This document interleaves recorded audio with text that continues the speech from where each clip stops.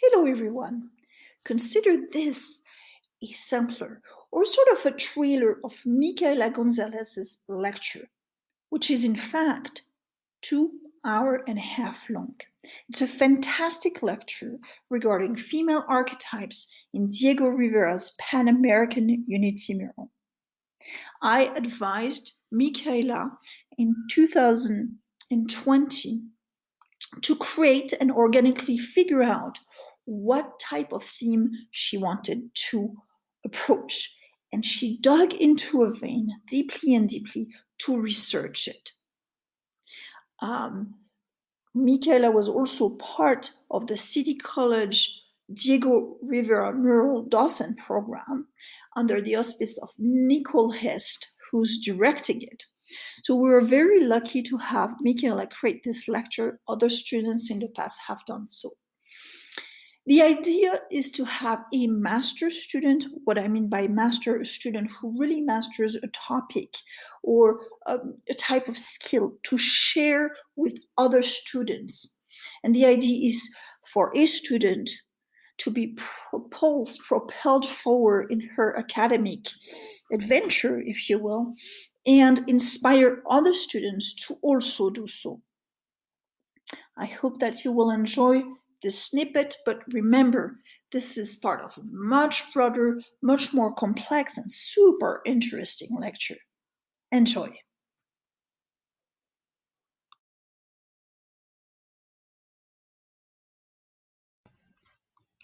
Hello, everybody, and welcome to this presentation. My name is Michaela, and for the past couple of years, I've been a student docent at the Pan American Unity Mural, which currently is housed at City College of San Francisco. Normally, my job entails telling people about the mural when they come to visit, but as you may know, it's going to be on loan to SF MoMA for a couple of years. Plus, this is an online course anyway, so we're going to do things differently. And if you've ever been to the mural live, you know that it's huge. It's about 74 feet wide and 22 feet high, with several different scenes and characters and just a whole lot going on. So we're going to take a more focused look at this mural, and that's going to be Diego Rivera's use of the feminine archetype to communicate his vision of Pan-American unity. And Pan-American unity is just this idea that all of America, meaning the continent of America, should have some sense of shared identity, cohesion, and culture. And the next slide will talk more about that theme and put some structure on this presentation. But first, I just want to alert you to a very useful website, riveramural.org, which is the source for all of the images of the mural I'm using in this presentation. It's a really great way to learn about the mural. There's like a ton of information on there, and there's even a key where you can click on parts of the mural and get little descriptions. So I would definitely recommend checking it out.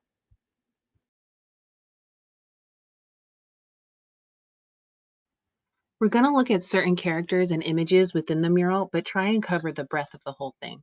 As I mentioned, focusing on the theme of the female archetypes.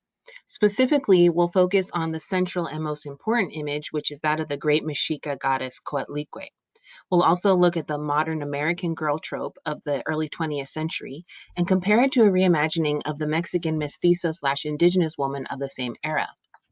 Finally, we'll take a look at some of the real women in the mural, such as Frida Kahlo, Paulette Goddard, and Helen Krelinkovich. But first, what even is an archetype?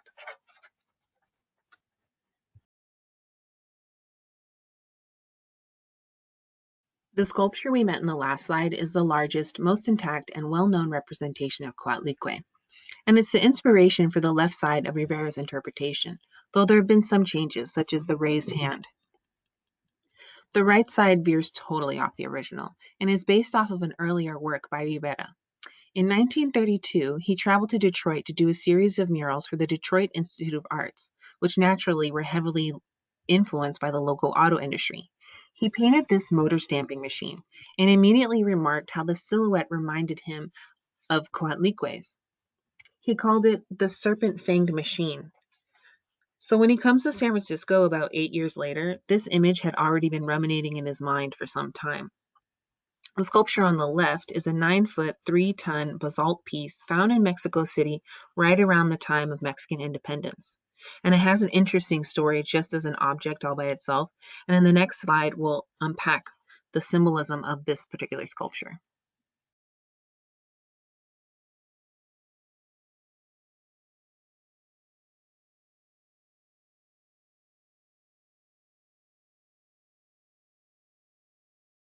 Like with Helen Moody Will's in Allegory of California, the North's modernity in Pan American unity is represented by a strong, athletic woman. Helen Krelenkovich was national springboard diving champion and a local celebrity here in San Francisco. She was set to go to the 1940 and 1944 Olympics, but unfortunately, both were canceled due to the Second World War. She embodies the modern woman in full possession of her body. She's athletic, active, and quite majestic. You can see that she's a very important element of the mural and is featured twice, here and here. She also adds a wonderful sense of movement and energy. Krelenkovich was also a student at City College, which was then San Francisco Junior College, and was the first woman to receive her pilot's license here. So like Coatlicue, she too embodies duality, that of air and water. The next slide is just going to be a couple photos of Helen Krelenkovich, and then following that, we're going to talk about how she fits into this idea of the modern American girl, or the new woman of the early 20th century.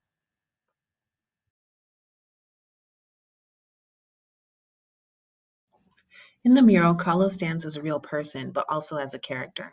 Like Coatlicue, she personifies many of the mural's themes and plays various roles. She is, of course, Rivera's wife, well, ex-wife at this particular time, but we'll get back to that. She's also represented as one of the great artistic producers of the south of the continent. So she's a generative mother, not of children, but of art. And she's portrayed as an easel painter, which is associated with the European tradition of high art, just as Rivera's style is a fusion of French and Mexican artistic training.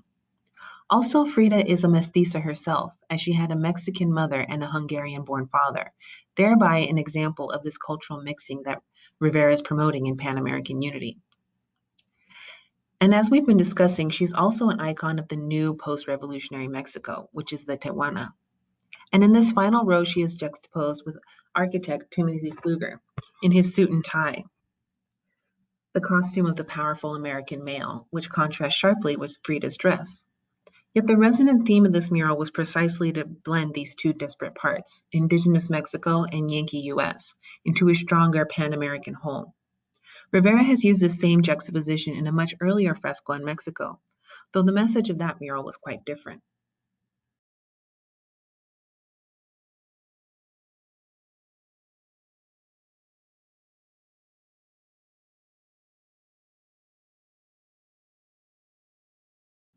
We have established that in the popular national imagination, Mexico is the offspring of an indigenous mother and a Spanish father.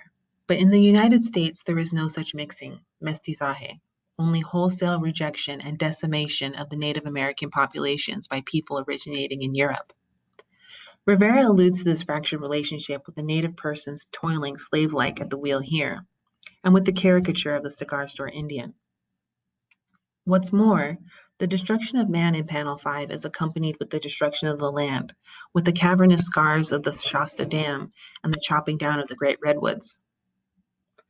Despite his obvious admiration for the great machines, industry, and technological advancement of the North, which as we've discussed he aligns with the male sphere, Rivera warns that without the balance of the female sphere, nature, community, spirituality, and creativity, the North might face self-annihilation. So Rivera offers an alternative, an adopted mother, Coatlicue, in whose very body space has been made for this new element. By transforming half her body into the cold, unfeeling machine, Rivera offers a vision of synthesis between the US and Mexico, the ancient and the modern, science and spirituality, life and death, so that the continent and people upon her might be made into a stronger whole.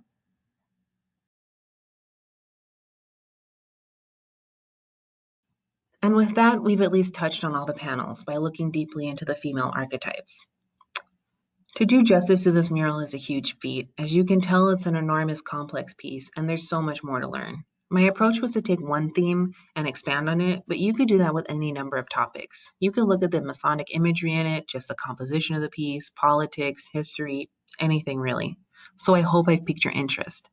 If you want to learn any more, all my sources are listed left, and they're all accessible either through the CCSF Library or San Francisco Public Library.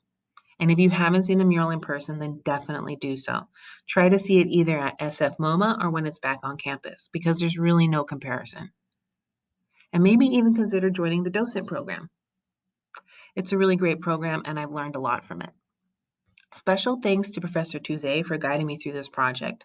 She spent a lot of time with me on this, editing, giving really great ideas, and just generally turning it into a cohesive piece. Also, thanks to Nicole Ost, the docent coordinator, for even suggesting this project and her edits as well. She's really made the docent program all it can be. We're very lucky to have such amazing teachers with great energy here at City College. All right, thanks everybody for joining me.